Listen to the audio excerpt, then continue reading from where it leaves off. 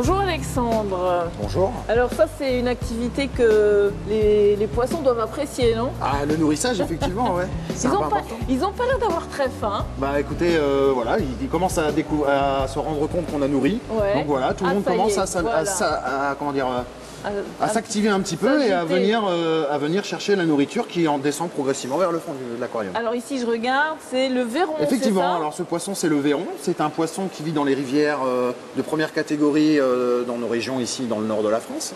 Et donc ce poisson malheureusement a un petit peu disparu de nos régions justement à cause de la pollution, de tout ce qui était industriel, etc.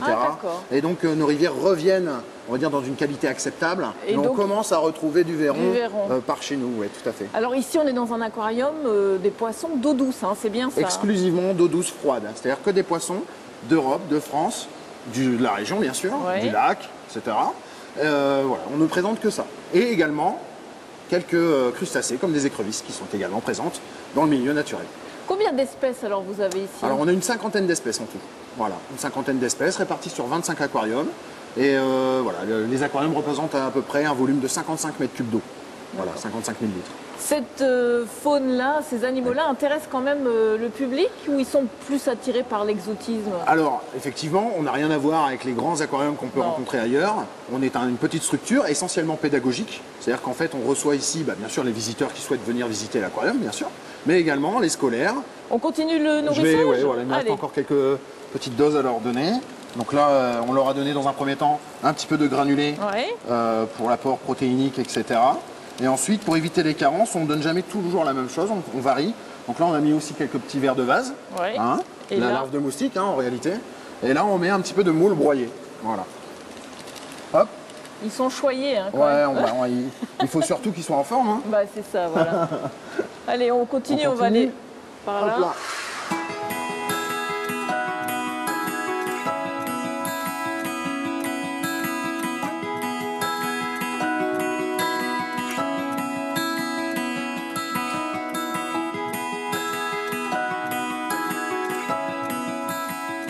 Alors là, Alexandre, on change de régime alimentaire. Hein. Alors effectivement, là maintenant, on va passer sur des poissons carnivores, donc les carnassiers.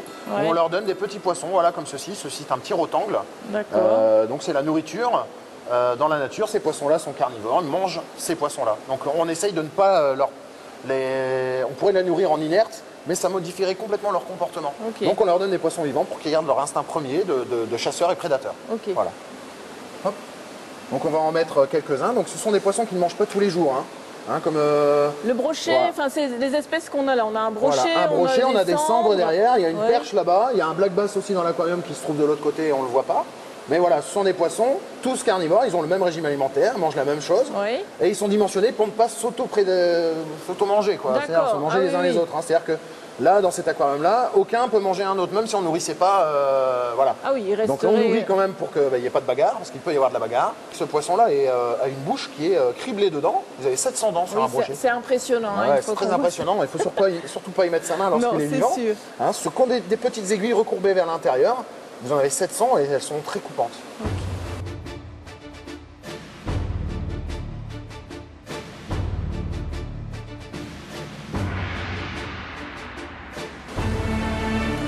Ça a faim. Ici, ça mange bien. Ce sont des poissons omnivores. Donc il faut leur donner à la fois de l'aliment d'origine animale, donc le granulé, et également des protéines d'origine végétale. Petit pois maïs. Petit pois maïs, effectivement. Après, on peut donner de la macédoine de légumes. On peut donner à partir du moment où ça a été cuit. C'est-à-dire que souvent le surgelé, c'est pas cuit, et donc ça flotte. Il faut absolument que ça aille dans le fond, parce que sinon ça se retrouve dans les filtres et ça pollue votre aquarium.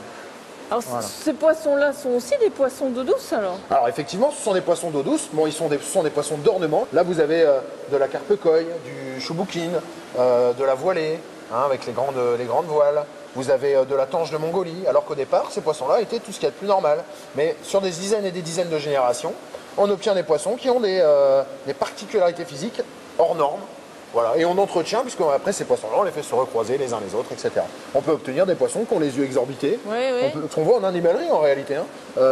Des poissons qui ont des bulles sur la tête de téguments, etc. Donc ça vient de ça, en fait. Ça vient de là, effectivement. Mais au départ, tous ces poissons étaient des poissons tout ce qu'il y a de plus classique qu'on trouve dans nos rivières et nos plans d'eau.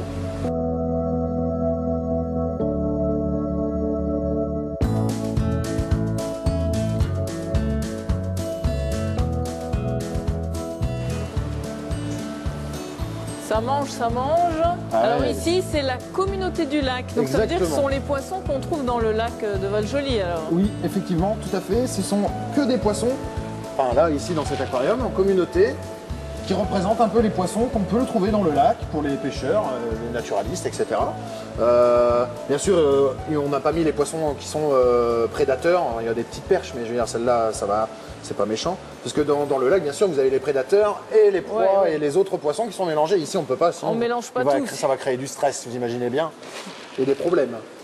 Alors Donc, ça vient d'où cette passion pour les poissons, Alexandre? Alors au départ, quand j'avais 6 ans, mon grand-père m'a emmené à la pêche une première fois, puis une deuxième fois, puis plusieurs fois. En fait, ça a tellement pris que je me suis passionné pour la pêche donc au départ. Oui. Et ensuite, j'ai axé mes études dans ce domaine-là, c'est-à-dire dans l'aquaculture. Et ensuite, j'ai eu pour gérer un aquarium, vous êtes censé avoir, vous êtes obligé de toute façon d'avoir un certificat de capacité. Donc c'est un diplôme national.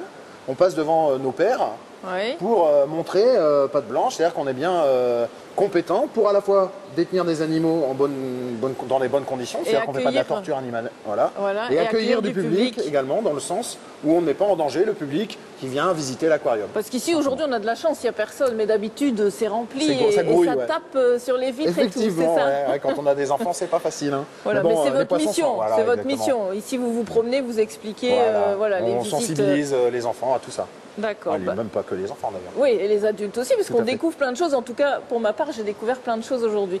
Merci beaucoup, Bah, je vous en prie, Alexandre. pas de Puis problème. voilà, on invite les téléspectateurs à venir découvrir cet aquarium ici au Val-Joli. Nous, on continue à faire un tour en région avec notre agenda.